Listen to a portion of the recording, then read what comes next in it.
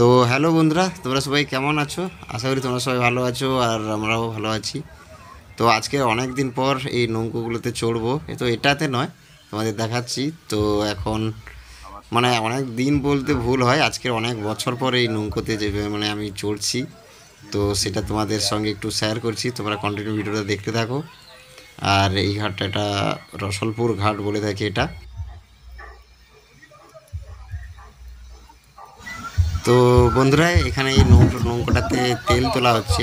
মানে এই নৌকোটাতে না, এই নৌকোটাতে তেল তুলে ওই মাছ নদীতে একটা নৌকো আছে, তো ওটাতে দেবে যারা মানে মাছ ধরতে যায়, ফিশিং করতে যায়। তো এই তেলগুলো ওখানটায় এখন দেবে, আর এটা এখন মনে হয় স্টার্ট দেবে। তো তোমরা কন্টিনিউ ভিডিওতে দেখতে থাকো। আর আমার প্রথম মানে প্রথম নয় এটা, আগে অনেক বছর মানে অনেক আগে এটা দিয়ে আমার মামাবাড়ি যেতাম। তো আজকের অনেক বছর পর মামাবাড়ি যাচ্ছি, তো সেটা নৌকায় বসে আমি তোমাদের সঙ্গে শেয়ার করছি। তোমরা কন্টিনিউ ভিডিওটা দেখতে থাকো।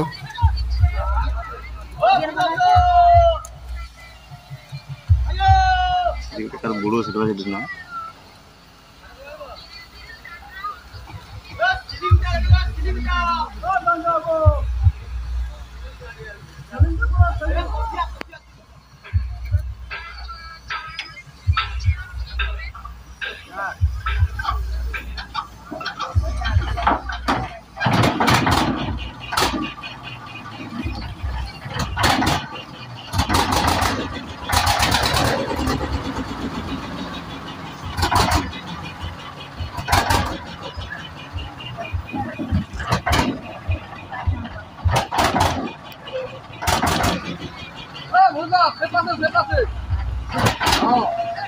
তো বন্ধুরা, এই যে ফিশিং বোটটা দেখতে পাচ্ছ, এটাতে এখন এই তেলগুলো তোলা হবে।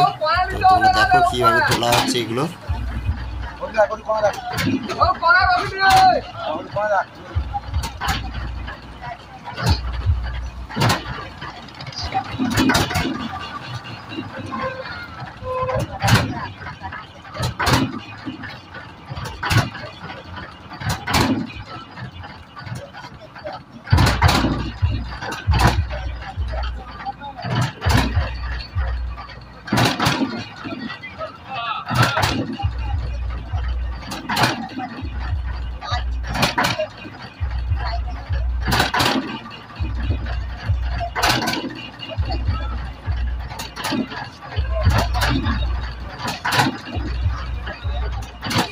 তো বন্ধুরা, এই বোটগুলো প্রায় অনেক দিন করে বেরিয়ে যায়, আর খাবার টাবার সব কিছু নিয়ে মানে প্রায় 5-6 দিন করে এগুলো বেরিয়ে যায়। এই যে লোটে মাছটা আছে, তারপর অনেক বিভিন্ন ধরনের নদীর মাছগুলো যেগুলো হয়ে থাকে ওগুলো সব ধরতে যায়।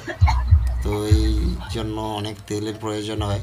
তাই এই দেখো, বড় বড় একদম 2টো ড্রাম পুরো তেল নিয়ে নিচ্ছে। আরও তো খাবার টাবার সব কিছুই, মানে চাল ডাল সব কিছুই তুলে নিয়ে চলে যায়।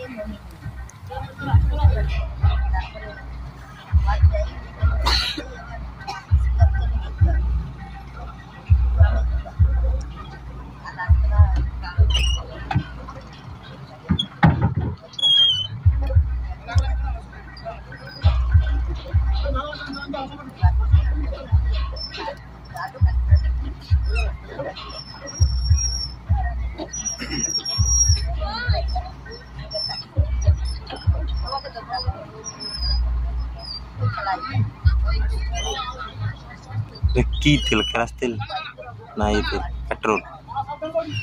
ডিজেল।